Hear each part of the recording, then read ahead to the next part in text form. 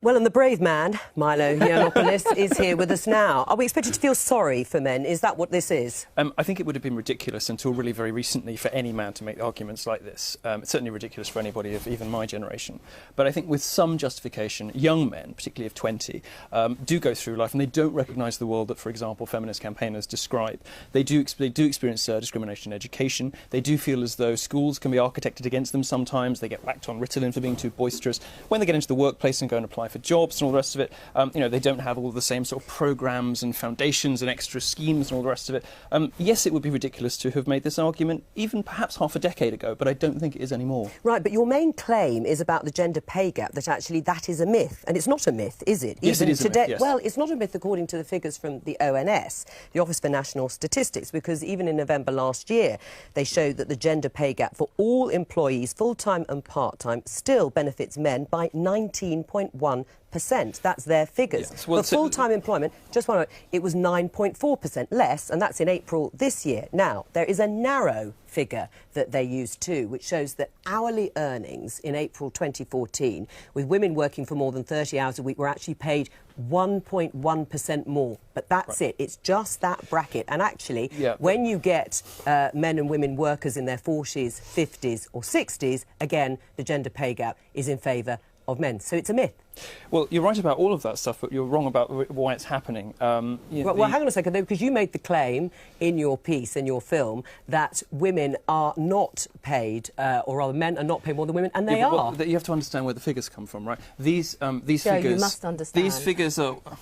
You're going to accuse me of mansplaining, aren't you? No. These figures come from averages across society. They don't take into account the different life choices that women make. The reality is that women do prefer a more balanced life. When they go to work, even if they don't have babies, they take longer holidays. They tend to take more holidays. The reason that they are paid more, up to about 30, 35, 39, depending on whose figures you believe. The reason that flips only between 30 and 39. No, that's actually not true. The reason that the figures flip after that age is because women make different life choices. Right. And if you take those life choices into account, no serious economist believes this stuff. It's repeated by politicians right up to President Obama, but no serious economist takes the wage gap seriously. Caroline.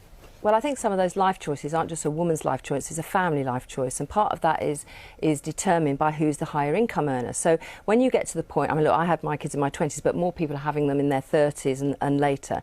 You make a decision as a family about who's got the earning power. Now, in a lot of families, the male partner in those relationships, if it's a male-female relationship, is often earning more. So the life choice they're making is based on who's bringing more in. But this goes back to the fact that I believe that we still have a huge amount of job segregation when it comes to gender. So hang on. You're making an assumption. No, can I finish my point? You're making an assumption that this is based on some sort of... No, I hadn't finished what I was going to say. I think a lot of jobs that are high-income jobs, engineers, for example, we have hardly any women and girls in that area, and we need to have that in there.